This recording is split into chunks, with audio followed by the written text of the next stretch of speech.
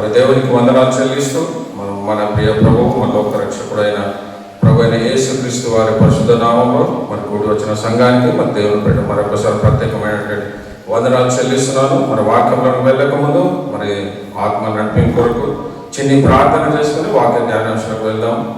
ప్రార్థన. మహాపరిశుద్ధుడైనటువంటి మా ప్రియ పరలోకపు తండ్రి, దేవాన్ని ఘనమైన నామమునకు వందనాలు, స్తుతులు, స్తోత్రాలు చెల్లిస్తాం.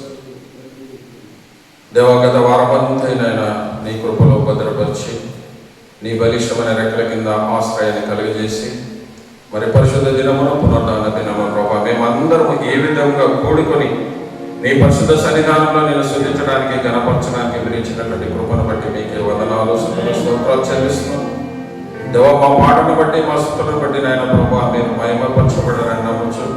మరి కొద్ది నిమిషం ప్రభా నీ వాక్యాన్ని ధ్యానించడానికి విధించినటువంటి శ్రేష్టమైన సమయాన్ని బట్టి మీకే వందనాలు, స్తుతులు, స్తోత్రాలు చెల్లిస్తున్న ప్రభా. మన అలుపుడను అయోగ్యుడనైనా ఒట్టివాడను మట్టివాడనైనా నన్ను ప్రభా నీ మహాదర్శనం చేత నింపినైనా ప్రభా మరి వచ్చినటువంటి ప్రజలతో మీరే మాట్లాడాడు.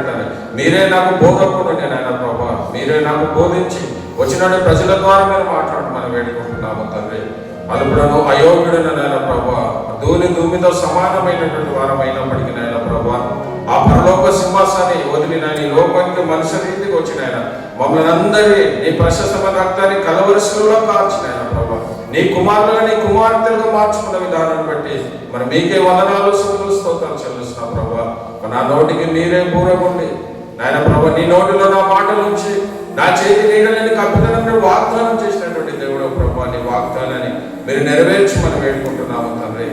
దేవా, మరి నన్ను మరుగుపరిచి మీరే మిమ్మల్ని బయలుపరుచుకొని నాయన వచ్చిన ప్రతి బిడ్డ ద్వారా నాయన ఏ ఆశ చేత నీ బిడ్డలు వచ్చినారో ప్రభా, ఏ కోరిక చేత నీ బిడ్డలు వచ్చినారో ప్రభా వాక్యంతో నాయన సూటిగా మీరు మాట్లాడినాయన వారి హృదయాలను ప్రభా కదలింపు చేయమని మరి సమస్త మహిమ ఘనత ప్రభా మీకే చెల్లిస్తూ అతి త్వరలో రానాయన ప్రభు యేసు క్రీస్తు పేరట బ్రతిమాలి వేడుకుంటున్నాను తండ్రి, ఆమేన్. మరి దేవుని నామముకు మహిమ కలుగుగాక. మరి ప్రత్యేకంగా మరి మొన్నటి దినాన జరిగినటువంటి ఒక సంఘటనను విశ్వాసే మరి దేవునిలో బలపడినటువంటి వ్యక్తే కానీ కుటుంబ పరిస్థితులను బట్టి, ఆర్థిక పరిస్థితులను బట్టి ఆయన మాట్లాడిన మాట ఏంటంటే ఇక నేను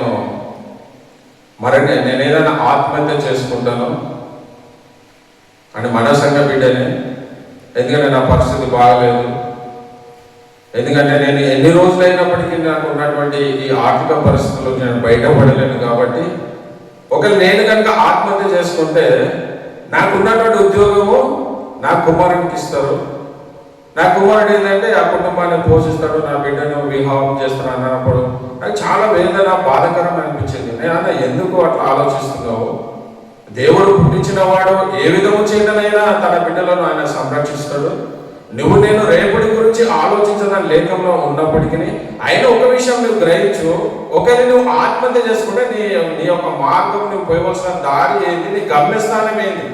అసలు మారు మనసు పొందుకుందే మన పరలోకానికి వెళ్ళని పొందుకున్నావు, మరి ఇప్పుడేమో నేను ఆత్మహత్య చేసుకుంటానే నువ్వు పాతాళానికి పోతావంటే ఆయన అన్నటువంటి మాట ఏంటంటే, అన్న ఎవరు చూశారన్న, ఎవరు వెళ్ళారన్న పరలోకము, మనకేమైనా తెలుసా అన్న?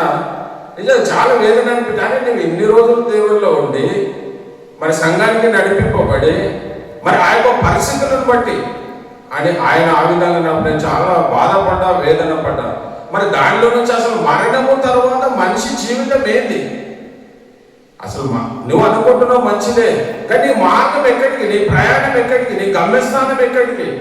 మరి దేవుడు ఈ లోకానికి వచ్చి తన స్వరక్తాన్ని మన కొరకు చిందించి మరి నువ్వు నేను ఆ పాతాళానికి పోవద్దనే మరి ఆయన దేవుడు వచ్చి మధ్యవర్తికి వచ్చి నిన్ను నన్ను దేవునికి ఏకపరిచినటువంటి దేవుడు, మరి దేవునితో మరి బలపరిచినటువంటి దేవుడే వచ్చి మరి అట్లాంటిది ఈరోజు ఆ విధంగా అనుకోవడం కరెక్ట్ కాదు అన్నప్పుడు ఆయన ఒక మాట అయిన వరకే నేనేం మాట్లాడకపోయా. ఇక నీ పైన ఏదో దురాత్మ ఉన్నది, నీ ఆత్మ లేదు, దేవుని ఆత్మ లేదు, నీ పైన ఒక దురాత్మ ఉంది కాబట్టి నువ్వు ఆ విధంగా మాట్లాడుతున్నావు అని చెప్పి ఇక సరే బ్రదర్ ఇంకోసారి మన సమయం ఉన్న మాట అంటే ఆ రోజు నాకు కలిగిన ఆలోచన ఏంటంటే అసలు ఈ మరణం గురించి ఇంకా మనం తెలియలేనటువంటి పరిస్థితుల్లో ఉన్నామేమో.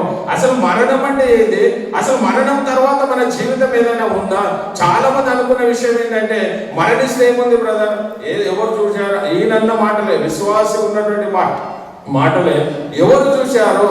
పరలోకం ఉందని పోయి వచ్చిన వాళ్ళు ఎవరు ఉన్నారా అంటే తెలియకనే పరిశుద్ధ గ్రంథంలో అనేకమైన విషయాలు ఉన్నప్పటికీ వాటిని గ్రహించలేనటువంటి స్థితిలో మన తన కుటుంబానికి కలిగినటువంటి ఆ వేదన, ఆ బాధకరమైనటువంటి స్థితిలో మాట్లాడినటువంటి మాటలు ప్రియులారా.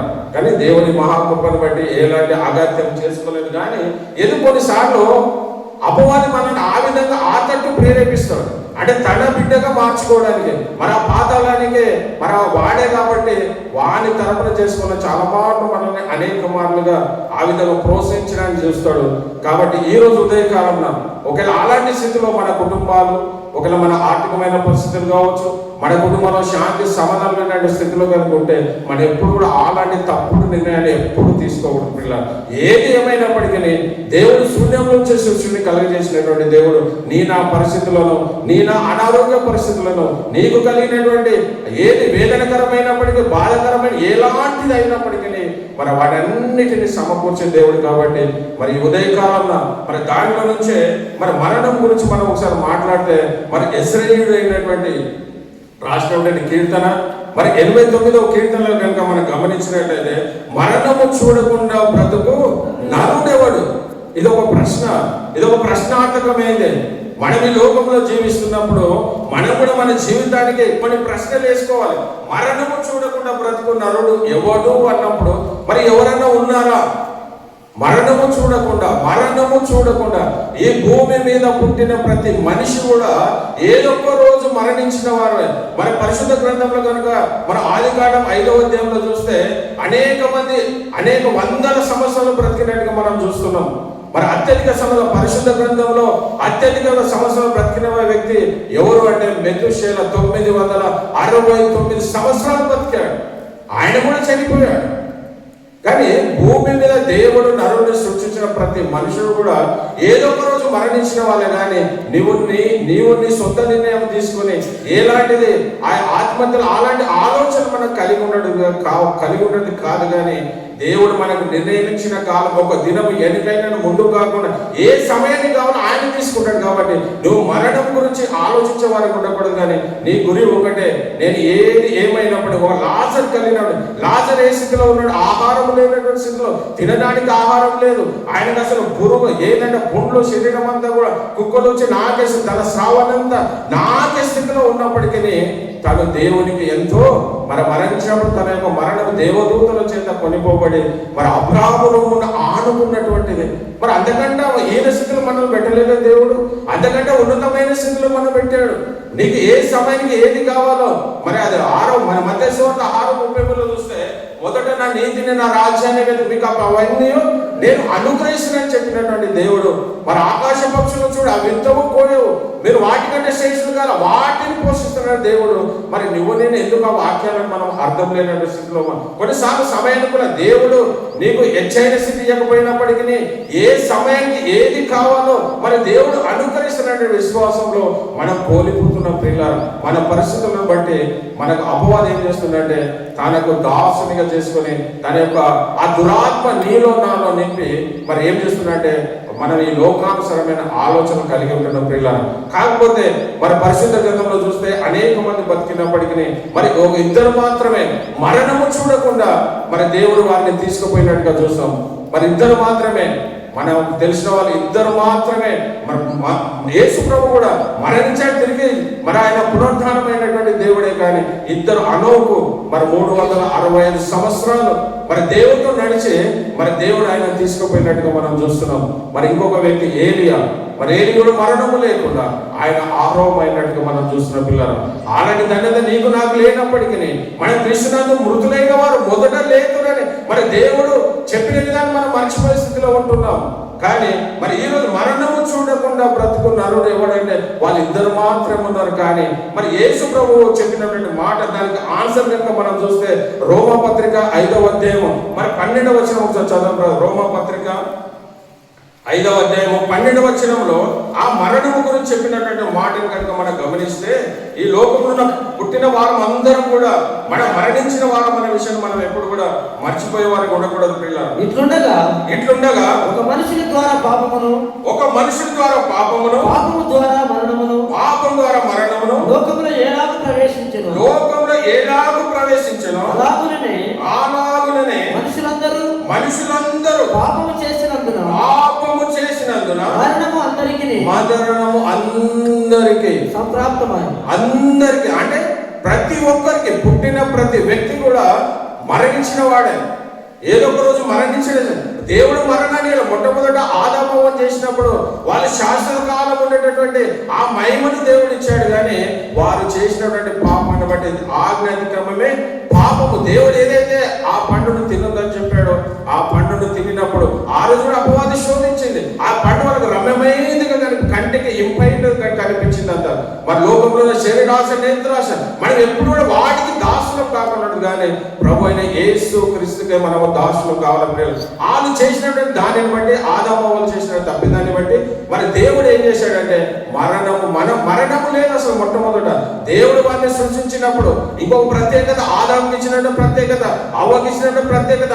బాల్యము లేనటువంటి వారు ఎవరైనా ఉన్నారంటే ఆదాము, అవ్వ మాత్రమే. ఈ లోకంలో పుట్టిన ప్రతి మనిషి కూడా మరి బాల్యం నుంచి ఎదిగి వాడు పెద్దవాడవుతాడు. కానీ మరి ఆదాముకి ఇచ్చినటువంటి ఒక ప్రత్యేకమైనది ఏంటంటే బాల్యము చూడనటువంటి వారు పిల్లరా, దేవుడు వారిని మరంత అద్భుతంగా సృష్టించినప్పటికీ వారు చేసినటువంటి తప్పిదం వలన మరి వారు ఏమైపోయారు, దేవుడు ఆ యొక్క ఏదేను నుంచి మరి వెళ్ళగొట్టిన వాడికి ఆయన దేవుడు ప్రేమమయుడే, కరుణమయుడే. మరి అప్పుడే వారిని నశింపజేయలేదు. వారు కూడా అనేక వందల సంవత్సరాలు బతికాడు ఆదాము కూడా. అప్పుడే దేవుడు శపించలేదండి.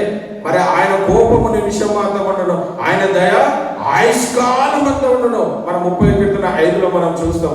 అంత ప్రేమ కలిగినటువంటి దేవుడు. అని ఈ మరణము చూడకుండా బ్రతుకు నరుడు ఎవడు అని మనం అనుకున్నప్పుడు ఈ లోకంలో పుట్టిన ప్రతి మనిషి కూడా మరి ఏదో ఒక రోజున, కొందరు 60 సంవత్సరాలు మోస చెప్పినట్టుగా మరి 60 సంవత్సరాలు, 70 సంవత్సరంలో, అధిక బలమును 80 సంవత్సరంలో, ఆయనను ఆయాసము దుఃఖకరమే, ఆయనను ఒకరు మరణించిన వారు మన విషయాన్ని మనం మర్చిపోయి మన జీవితాన్ని అంత మధ్యలో ఆపేసుకున్న స్థితులు. దేని బట్టి అంటే మనకు కలిగినటువంటి ఆ యొక్క వేదన కావచ్చు, కుటుంబంలో కలిగినటువంటి ఆ బాధ కావచ్చు, మన ఆర్థిక పరిస్థితులు కావచ్చు, అనేక విషయాలలో మనం ఆ విధంగా అనుకుంటాం. కానీ మరి మరణము చూడకుండా బ్రతుకున్నాడు ఎవడు అంటే లోకంలో వాళ్ళిద్దరు తప్ప, ఆనోకు ఏలియే తప్ప ఇంకా ఎవరు కూడా లేరు. ప్రతి మనిషి కూడా మరి మరణించిన వారని. ఇది మొట్టమొదటి ప్రశ్న. మరణము చూడకుండా బ్రతుకు నరుడు ఎవరంటే మనం పాపం చేశాం కాబట్టి పాపం చేసిన ప్రతి మనుషులు, లోకంలో పుట్టిన ప్రతి వాడు కూడా ఏదో ఒక రోజు మరణించిన వారనే విషయాన్ని మనము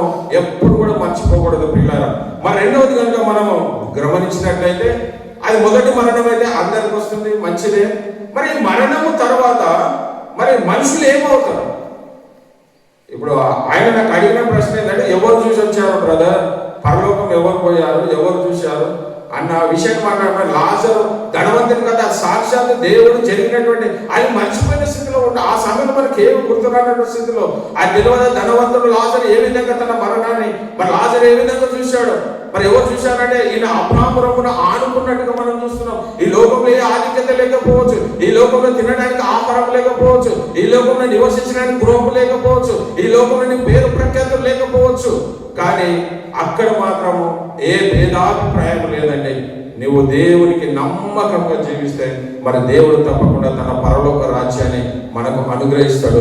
మరి మొట్టమొదటి అంటే మరణము చూడకుండా బ్రతుకు నరుడు ఎవరునంటే మనము ఇద్దరు వ్యక్తులు తప్ప మరి మిగతా వారందరూ కూడా మరణించిన వారన్న విషయము మనం ఎప్పుడు మర్చిపోకూడదు. మన శాశ్వతమైన లోకం కాదు, మన శాశ్వతమైన పరలోక రాజ్యము. కాబట్టి మనం బహు జాగ్రత్తగా మన జీవితాన్ని మనం కాపాడుకునే వారికి ఉండాలి పిల్లలు. మన ప్రాణము విడిచిన తర్వాత మనుషులు ఏమవుతారు? అది ప్రశ్న. మరణము, చనిపోతున్నాము మంచిదే, కానీ ఆ తర్వాత మన జీవితం మనుషులు ఏమవుతారు అది తెలియాలి మనకు. మనమేమనుకోవచ్చు అలాంటి ఆలోచన కలిగి ఉంటాం. కానీ మనం దేవుని వాక్యాన్ని ఎరిగినటువంటి మారు మనసు పొంది బాప్తిసం పొందినటువంటి మనమేమనంటే వాక్యంలో స్థిరంగా ఉండాలి. వాక్యం ఎప్పుడు మనల్ని సాతాను ప్రేరేపించినప్పటికీ మరి యేసు ప్రభు 40 రోజులు ఉపవాసం ఉన్నప్పుడు మరి సాతాను ఏ విధంగా శోధించినప్పటికీ దానికి దేవుడు వాక్యం ద్వారానే సమాధానం చెప్పినట్టు ప్రతి మాట కూడా వాక్యం ధర్మశాస్త్రం ప్రతి విషయాన్ని కూడా సాతానుతో మాట్లాడినట్టుగా మనం చూస్తున్నాం. మరి నీలో నాలో అలాంటి అపశుద్ధి కలిగినప్పుడు మరి నా కుటుంబంలో శోధనలు కలిగినప్పుడు ఆ శోధనల తట్టు కాదు కానీ దేవా, ఏదైతే నాకు శ్రమ నువ్వు అనుభవించావో, ఏదైతే శ్రమను నువ్వు అనుమతించావో, ఆ శ్రమను పొందుకోవడానికి కావలసిన శక్తి సామర్థ్యాన్ని నాకు అనుగ్రహించని మనం దేవునికి ప్రార్థించేవారు. దేవుడు ఇంకోటి పిల్లరా, మనం ఎంతైతే భారము మోయగలుగుతామో అంత మాత్రమే నీకు దేవుడు అనుమతిస్తాడు. కానీ నువ్వు మోయలేని భారాన్ని దేవుడు ఎప్పుడు కూడా నీ పైన నా పైన పెట్టడనే విషయం మనం ఎప్పుడు గ్రహించాలి. అయ్యో నాకే ఎందుకు ఈ శ్రమలు అని మనం పలమార్లు అనుకుంటాం. కానీ నువ్వు ఎంత అయ్యేదో ఒకవేళ అంతకన్నా ఎక్కువ శ్రమలు కనుక దేవుడు అనుగ్రహిస్తే అనుమతి ఆయన చెప్పే విషయం ఏంటంటే దానిలో నుంచి ఏ విధంగా నువ్వు బయటపడాలనే ఆలోచన కూడా మరి దేవుడే అనుగ్రహిస్తాడు. కాబట్టి మరి యేసు ప్రభు కూడా దేవుని కుమారుడు అయినప్పటికీ తన కలిగిన శ్రమలన్నింటిని బట్టి మరి ఆయన చేసిన ప్రార్థన అద్భుతమైన ప్రార్థన, దేవా నీ చిత్తమైతే గిన్నె నా యొద్ద నుండి తొలగించి నీ చిత్తమైతే. మరి యేసు ప్రభు నేర్పిన దాని ప్రకారంగా దేవా నా కలిగిన ఈ వేదన, నా కలిగిన ఈ బాధ, నా కలిగిన ఈ రోగం ఏదైతే నాకు కలిగిందో దేవా నీ చిత్తమైతే దాన్ని నా నుండి తీసివేయు, నన్ను స్వస్థపరచు అని మనం ప్రార్థించే వారికి ఉంటున్నామా? లేకపోతే మన ప్రభు తర్వాత చేసిన అయినను నా చిత్తం కాదు నీ చిత్తమే జరిగించని యేసు ప్రభు ఎలాంటి ప్రార్థన చేశాడో మరి నీకు నాకు పలుమార్లు అనేకమైన శోధనలు బాధలు ఏది కలిగినప్పటికీ మరి దేవునికి దేవా నీ చిత్తం ప్రభు, నీ చిత్తాన్ని నేను మరి జయించినట్టు కృప నాకు అనుగ్రహించాయా, నీ చిత్తమైతే నా నుంచి నేను తొలగించాయా. కానీ ఒకవేళ నేను తొలగించని పరిస్థితులు కనుకుంటే నేను ఏ విధంగా దాన్ని తట్టుకోవాలో ఆ శక్తిని, ఆ సామర్థ్యాన్ని నువ్వు నాకు అనుగ్రహించని మన దేవునికి ప్రార్థించే వారు ఉండాలి ప్రియులారా. మరి ఇక్కడ రెండవది, మనము ప్రాణం విడిచిన తర్వాత మరి మనుషులు ఏమవుతారు అనే విషయాన్ని కనుక గమనిస్తే మరి యోగు గ్రంథం కనుక మనం యోగు గ్రంథం మరి 14వ అధ్యాయము మరి 10వ వచనంలో కనుక మనం చూస్తే అక్కడ అద్భుతమైన మాటను మనం చూస్తాం. యోగు గ్రంథం 14వ అధ్యాయం అంటే ఇది ప్రాణము విడిచిన తర్వాత మరి మనుషులు ఏమవుతారన్న దానికి మరి అక్కడ అదే ప్రశ్న ఎవరికి వచ్చింది? యోగు కూడా వచ్చింది. ఆయన కూడా అనేకమైన శ్రమలు అనుభవించిన స్థితిలో ఉన్నటువంటి యోగు తనకు కూడా ఇలాంటి ఆలోచన కలిగింది. తన కుమారులు తనకున్న సమస్తం కూడా మరి పోయినప్పటికీ తన కలిగినటువంటి ప్రశ్న ఏంటంటే మరి ప్రాణం విడిచిన తర్వాత మరి మనుషులు ఏమవుతారన్న దానికి అది 14 చదువు ఒకసారి. అయితే నరులు మరణమై కదలలేక చదువు. నరులు ప్రాణం విడిచిన తర్వాత వారు ఏమైపోదురు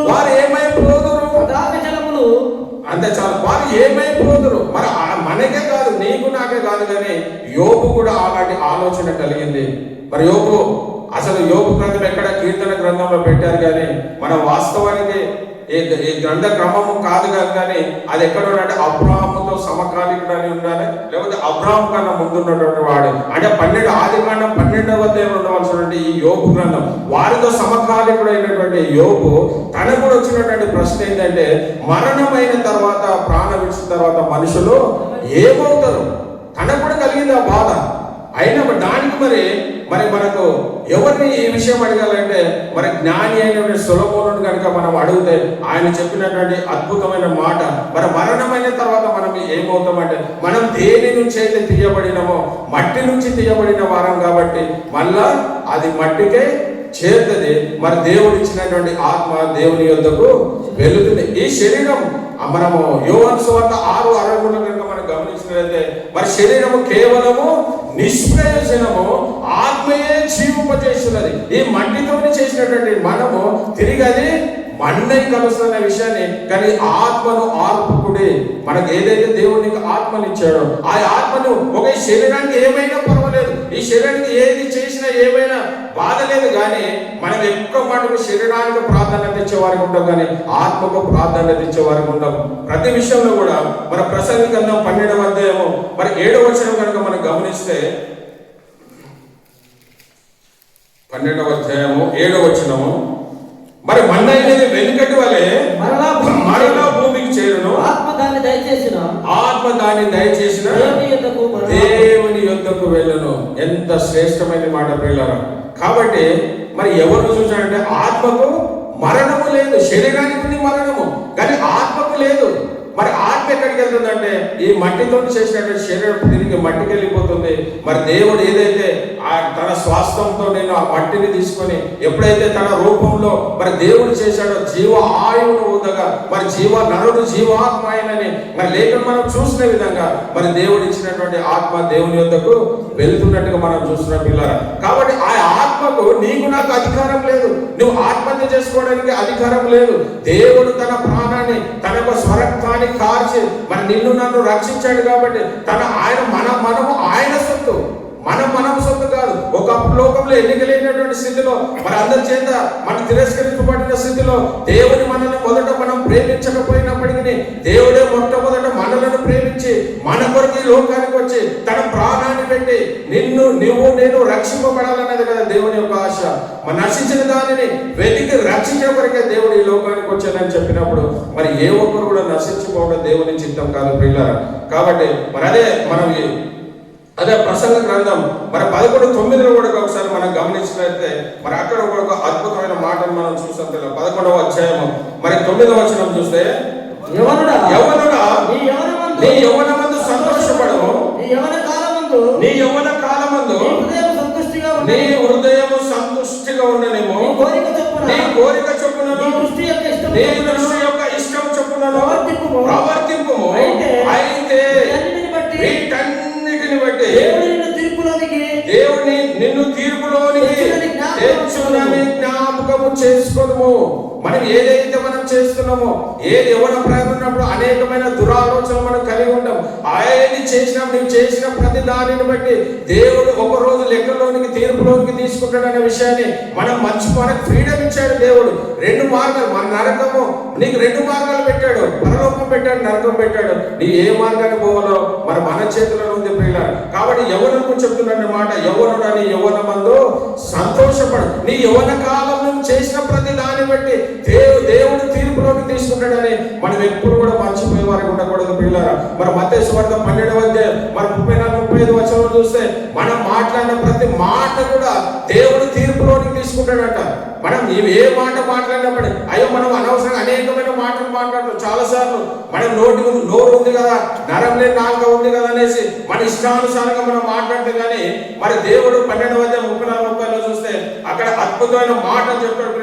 నేను మీతో చెప్పున్నది ఏమనగా మనుషులు పలుకు వ్యర్థమైన ప్రతి మాటను గురించి విమర్శ దినమున లెక్క చెప్పవలసి ఉండును.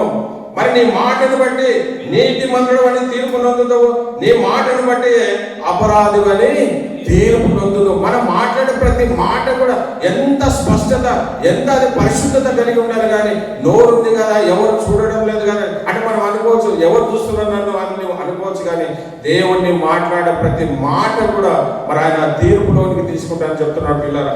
కాబట్టి మన జీవితాన్ని ఇది ఏంటంటే మరి ఏమైనప్పటికీ మనం ఏ విధంగా మరి ఈ ప్రాణం ఇచ్చిన తర్వాత మనుషులు ఏమైతారంటే మరి 60లో మనం ఇంతకుముందు చెప్పుకునే విధంగా దేవుని యొద్దకు ఆత్మ వెళ్ళిపోతుంది, మన్ను అనేది తిరిగి మట్టికి చేరిపోతుంది. ఇది 2వ ప్రశ్న. మొదటి ప్రశ్న ఏంటంటే మరణము చూడకుండా బ్రతుకున్నారు ఎవడు, అది మొట్టమొదటి ప్రశ్న. మరి 2వది అంటే ప్రాణం విడిచిన తర్వాత మనుషులు ఏమవుతారన్న విషయాన్ని మరి మట్టితో చేయబడ్డం కాబట్టి అది మట్టికి వెళ్తుంది. మరి దేవుడు జీవాత్మను ఊదగా నరుడు జీవాత్మ అయింది కాబట్టి దేవుడు ఇచ్చినటువంటి ఆత్మ దేవుని యొద్దకు వెళ్తుంది. మరి 3వది ప్రశ్న కనుక మనము గమనించినట్లయితే మరణం అయిన తర్వాత మనుషులు మళ్ళీ బ్రతుకుతారా? ఇది ప్రశ్న. మరణం అయిన తర్వాత మనం చాలా మందికి ఉన్నటువంటి అపోహ ఏంటంటే ఇప్పుడు ఇంతకుముందు చెప్పిన సందర్భమే ఎవరు చూశారు ఎవరు చేశారని అనుకోవడం కాదు. కానీ తప్పకుండా మరి మరణం తర్వాత దేవుడు మరి తిరిగి ఆయన 2వ రాకడలో ఎవరైతే మరణించారో వాళ్ళందరూ కూడా ఎత్తబడతారు పిల్లలు. అంటే సమాధిలో పెట్టిన వారని కాదు. కానీ ఒకవేళ ఒక ఆకాశంలో పోతున్నప్పుడు కూడా ఏదైనా క్రష్ అయిపోయి ఏది జరిగినప్పటికీ అయ్యో అక్కడ సమాధి లేదు కదా వాళ్ళ లేపబడతారని కాదు. కానీ దేవుడు ఆ భూమి కూడా ఆజ్ఞిస్తాడంట. ఆ సముద్రంలో కూడా ఓడ ప్రయాణం చేస్తున్నప్పుడు ఓడలు కూడా మరణించవచ్చు. అయ్యా మరి వారి ఆత్మ ఎట్లా వస్తుంది అంటే అవన్నీ దేవునికి ప్రతి లెక్క కూడా దేవునికి ఉంటుంది. కాబట్టి ప్రతి దాన్ని కూడా సముద్రాన్ని కూడా దేవుని ఆజ్ఞిస్తే ఎన్ని ఆత్మలైతే ఆ సముద్రం పడి నశించిపోయారో వాటి అందరూ కూడా బయటకు వస్తారంట ప్రియులారా. కాబట్టి మరి తిరిగి బతుకుతామనే విషయాన్ని, ఎందుకంటే యేసు ప్రభువే మరి చనిపోయి తిరిగి మూడో దినంలో లేచినటువంటి దేవుడు, మరి ఆయన నీకు నాకు మన సాదృశ్యంగా ఉన్నటువంటి దేవుడు కాబట్టి మరి నువ్వు నేను లేస్తామనే విషయాన్ని ఎప్పుడు కూడా మనం మర్చిపోయే వారికి ఉండకూడదు.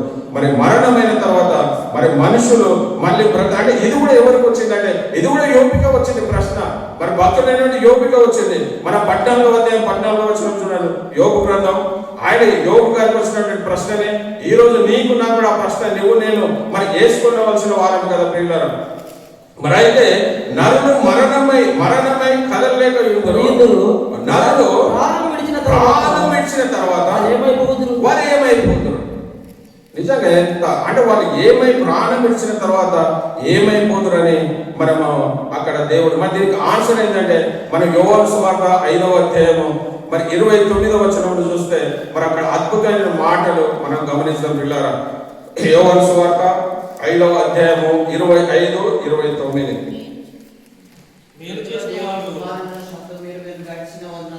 ఆ మృతులు గడియ వచ్చుచున్నది, ఇప్పుడే వచ్చి ఉన్నది, దానిని విలువారు జీవింతుడని నీతో నిశ్చయముగా చెప్పుచున్నాను. దేవుని గడియ వస్తుంది. ఆయన ఎప్పుడైతే శబ్దం వేస్తాడో ఆ శబ్దం విని మరి అందరూ కూడా మరి నీతో విలువారు జీవింతురని, ఆ మాట ఎవరైతే స్వరాన్ని ఎవరైతే వింటారో వాళ్ళందరూ కూడా జీవిస్తారని మరి దేవుడు వాగ్దానం చేయడం. మరి దేవుడు జీవించినటువంటి కాలంలో అనేకమైన అద్భుత కార్యాలు చేసినట్టుగా మనం చూస్తాం. మరి యాయీరు కుమార్తెను మరి ఆమె మరణించినప్పటికీ దేవుడు పోయి లలితాకుమి అని చెప్పినప్పుడు చిన్నదానా లేవు అన్నప్పుడు మరి ఏ విధంగా అయితే ఆ లేచిన మనం ప్రత్యక్షంగా కూడా యేసు ప్రభు ఎప్పుడో రెండవ రాకలో జరిగే విషయాలే కాదు, కానీ ఆయన భూమి మీద ఉన్నప్పుడు జరిగినటువంటి యథార్థమైనటువంటి సంఘటన. ఆయన ఏ విధంగా అయితే యాయీరు కుమార్తెను దేవుడు లేపాడో ఆయన స్వరం వినగానే అందరూ కూడా అనేక మంది గొడ్లు పెట్టి ఎవరి స్వరం వినలేనటువంటి ఆ యొక్క యాయీరు కుమార్తె యేసు ప్రభు స్వరం వినగానే మరి ఏ విధంగా లేచిందని అద్భుతం కాదా? మరి ఇవన్నీ మనము ఏమైపోదామంటే తిరిగి లేస్తామనే విషయము, ఆ నిరీక్షణ, ఆ విశ్వాసము మనం కలిగి ఉండే వారికి ఉండాలి ప్రియులారా. మరి అదే విధంగా ఒకసారి మార్కు సువార్త మరి 5వ అధ్యాయము 22 వచనం చదువుతారు ఒకసారి. మార్కు సువార్త 5వ అధ్యాయము 22 నుంచి మనం చదివినట్లయితే చదువుతారు. ఆయన సముద్ర తీరం ఉండగా సమాజ మందిరం అధికారులలో యాయీరు అని ఒకడు వచ్చి ఆయనను చూచి ఆయన పాదమున పడి నా కుమార్తె చావనై ఉన్నదని, అది బాగుపడి బ్రతుకున్నట్లు నీవు వచ్చి దాని మీద చేతులుంచుమని ఆయన మిగుల బతిముకొనగా ఆయన అతనితో కూడా వెళ్ళాను. ఆ జనసమూహం ఆయనను వెంబడించి ఆయన మీద పడుచుండే. ఎప్పుడైతే యేసు ప్రభు ఆ గృహానికి వెళ్ళాడు, ఆయన పోకముందు ఇంకా 35వ వచనంలో చూస్తుంటే అక్కడ చెప్పినట్టు విషయాలు ఇదే సందర్భాన్ని మన 35వ వచనంలో ఆయన ఇంకా మాట్లాడుతుండగా సమాజ మందిరం అధికారి కొందరు వచ్చి నీ కుమార్తె చనిపోయిందని నీవిక బోధకుని ఎందుకు శ్రమ పెట్టుతున్నది చెప్పిరి. యేసు వారు చెప్పిన మాట లక్ష్య పెట్టక భయపడకము, నమ్మిక మాత్రం ఉంచుము. సమాజ మందిరం అధికారితో చెప్పి పేతురు యాకోబు మన సమయం లేదు కాబట్టి 41 చదువుకున్నాను. 41 జరిగినది ఎవరికి తెలియకూడదని 41 ఆ చిన్నదాన్ని చేపట్టి లలితాకుమి అని ఆమెతో చెప్పాను. ఆ మాటకు చిన్నదానా లెమ్మని నీతో చెప్పుచున్నాని అర్థము. వెంటనే ఆ చిన్నది లేచి నడవసాగాను. ఎంత అద్భుతమైన అంటే మనం మరణము తర్వాత ఏమవుతామంటే తిరిగి మనం బ్రతికించబడతాము. ఆ తిరిగి ఆయన యొక్క పునరుద్ధాన జీవంలో మనం ఉంటాం ప్రియులారా. కాబట్టి మరి 4వది మరణం నుంచి నన్ను ఎవరు విడిపిస్తారు? ఇది ప్రాముఖ్యం. 3 ప్రశ్నలు ఇప్పుడు. మరణము చూడకుండా బ్రతుకు నరుడు ఎవడు? మొట్టమొదటిది. మరి 2వది ఏంటంటే ప్రాణం విడిచిన తర్వాత మనుషులు ఏమవుతారు? మరి 3వది మరణమైన తర్వాత మనుషులు మళ్ళీ బ్రతుకుతారా అంటే బ్రతుకుతారు. తర్వాత 4 మరణం నుంచి నన్ను ఎవరు విడిపిస్తారంటే మనం రోమ పత్రిక చెప్పుకొని ముగించుకుందాం, సమయం అయింది కాబట్టి. మరి దానికంటే ప్రాముఖ్యంగా మరి యేసు ప్రభువే దాని నుంచి విడిపిస్తాడు, అది అంతవరకు బాగుంది. కానీ మనం చివరి క్షణాలలో ఇంకా కూడా మనం దేవుని నమ్మలేనటువంటి స్థితిలో కనుకుంటే ఆ ఇద్దరు దొంగలలో ఏ ఒక్క దొంగ అయితే మనం ఇప్పటివరకు దేవుని ఆ ఇష్టమైన కార్యాలు మనమేమో చేసి ఉన్నామేమో. కానీ మరి ఇప్పుడు వాక్యం విన్న తర్వాత ఆ దొంగ ఏ విధంగా అయితే ఆ మారు మనసు పొందాడో, తన తప్పును తను తెలుసుకొని ఈ శిక్ష మనకు న్యాయమే కానీ ఆయనలో ఏ దోషము లేదు, ఆయన ఏ పాపము చేయలేదని తనకి ఎలాంటి ఆ హృదయం కదిలింపబడిందో, మరి ఈ రోజు ఇంకా అలాంటి స్థితిలో కనుకుంటే మరి దేవుడు ఆయనకి ఇచ్చినటువంటి అద్భుతమైన మాట ఏంటంటే, నువ్వు నాతో కూడా పరదేశంలో ఉంటూ. మరి అలాంటి నిక్షత ఒకవేళ ఆ రెండవ దొంగలాగా కనుక మనం ఇప్పటివరకు ఆస్తులు కనుకుంటే ఇదే చివరి అవకాశం, మరి ఇదే అనుకూలమైన సమయం, మరి నేడే రక్షణ దినం కాబట్టి ఇప్పుడైనా మరి యేసు ప్రభు నిజమైన దేవుడు అని తెలుసుకొని మారు మనసు పొందుకొని ఏ విధంగా ఆ రెండవ దొంగ తన చివరి క్షణంలో మరి యేసు ప్రభును ఒప్పుకొని మరి ఆయన ఏ విధంగా తన తప్పులు తెలుసుకొని మరి అతిక్రమం చేయవాడు వర్ధిల్లుడు, కానీ అతిక్రమలు ఒప్పుకొని దానిని విడిచిపెట్టేవాడు కనికరం పొందునని లేఖనంలో సెలవిచ్చిన విధంగా మరి ఇక్కడే నేను ఏ స్థితిలో ఉన్నావో మరి వాక్యం ద్వారా దేవుడు నేను మాట్లాడినప్పుడు, అయ్యా నేను తప్పులు ఉన్నాయా, ఆ దొంగలాగా నేను ఉన్నానేమోనయ్యా, ఆ దొంగలాగా చివరి క్షణంలో ఏ విధంగా తను మారు మనసు పొంది ఆ పరదేశకు వారసుడయ్యాడో మరి నేను కూడా అలాంటి స్థితి, నాకు అలాంటి హృదయం, ఆ దొంగ కలిగిన హృదయం నాకు కూడా కలగజేయాలి. మరి దేవుని సంగతి పరదిస్తే మరి దేవుడు ఎలాంటి వాగ్దానము ఆ రెండవ దొంగకు ఆ వాగ్దానం ఇచ్చాడో ఈ రోజు నువ్వు అలాంటి ప్రార్థన కనుక చేయగలిగితే మరి దేవుడు నీ కూడా పరదేశంలో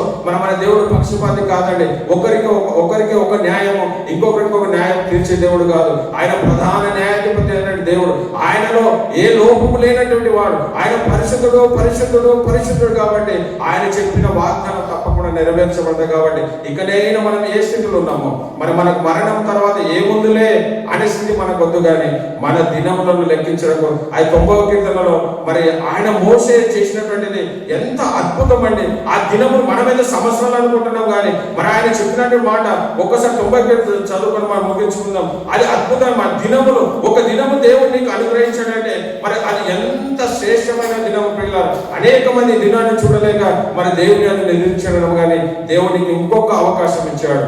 ఇంకా మరి దేవా నా హృదయమందు నీకు ఆయాసకరమైన మార్గం నాలో ఉందేమో ప్రభా నాకు తెలియజేయమని దావీదు ఎలాంటి ప్రార్థన చేశాడు. మరి మోసే ఏ విధంగా అయితే మన ఆయుష్కాలము 70 సంవత్సరంలో అధిక బలం 80 సంవత్సరం అయినను వాటి వైభవము ఆయాసమే మరి దుఃఖకరమైన చెప్పినట్టుగా మరి ఆయన ఇంకొకటి నా దినములు నాకు లెక్కించుటకు నేర్పు.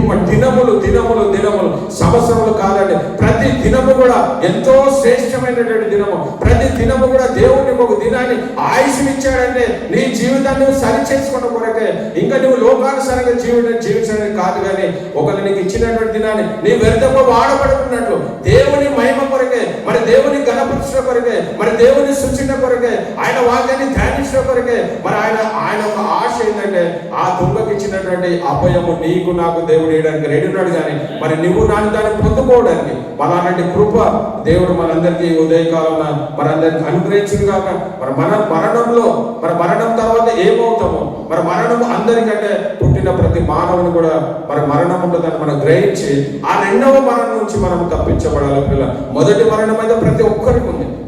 ఈ భూమి మీద పుట్టిన ప్రతి మనిషి కూడా ఆ యొక్క మొదటి మరణం ఉంది. కానీ మరి నేను ఆ రెండవ మరణం నుంచి తప్పించబడాలంటే మరి నిజమైనటువంటి ప్రభువైన యేసుక్రీస్తే మరి అన్ని పాపాలను ఒప్పుకొని ఆ దొంగ ఏ విధంగా ఒప్పుకొని తిరిగి పరదేశం పొందుకున్నాడో మరి అలాంటి కృప మరి దేవుడు మనందరికీ ఉదయకాలంలో అనుగ్రహించును గాక. ప్రార్థన. మహాపరిశుద్ధమైనటువంటి మా ప్రియ పరలోకపు తండ్రి, దేవానికి ఘనమైన నామమునకు వందనాలు స్తుతులు స్తోత్రాలు చెల్లిస్తున్నాం. ఇప్పటివరకు నాయన ప్రభు మన మరణం గురించి మాతో మాట్లాడినటువంటి గొప్ప దేవుడు నాయన, మరణం తర్వాత తిరిగి నాయన ప్రభు మన క్రీస్తునందు మృతులైన వారు మొదట లేతురని నీ లేఖనంలో సెలవించిన విధంగా నాయన ప్రభు అలాంటి స్థిరత్వం కలిగి అలాంటి విశ్వాసం కలిగి నాయన ప్రభు ఇప్పుడు నాయన ఆ రెండవ దొంగలాగా అప్పటి వరకు మేము అలాంటి స్థితిలో కలిగి ఉంటే నాయన ప్రభు చివరి క్షణంలో మరి ఏ విధంగా అయితే నాయన ప్రభు మన తన మారు మనసు పొంది ఏ విధంగా పరదేశకు వారసుడు అయ్యాడో ప్రభా ఈ ఉదయకాలం చేరువచ్చిన ప్రతి బిడ్డ కూడా నాయన ప్రభా వాళ్ళు ఏ స్థితిలో ఉన్నారో మాకేమో తెలియదు. సమస్తాన్ని ఎరిగినటువంటి గొప్ప దేవుడు ఆ దొంగకి ఇచ్చినటువంటి ఆ మారు మనసులు మరి దొంగకి ఇచ్చినటువంటి ఆ హృదయాన్ని ఈ ఉదయకాలం ప్రతి బిడ్డకు మీరు అనుగ్రహించి మరి తనను తాను సరి చేసుకుని మరి మేమందరం ఒకటే ఆశ ప్రభా, మేము ఎప్పుడు మరణించినప్పటికీ ఈ భూమి మీద మేము కళ్ళు మూసిన మరీ క్షణమే ఆ పరలోకం మేము తెరిచేవారు ఉండేటటువంటి కృపను నాయన ప్రభా.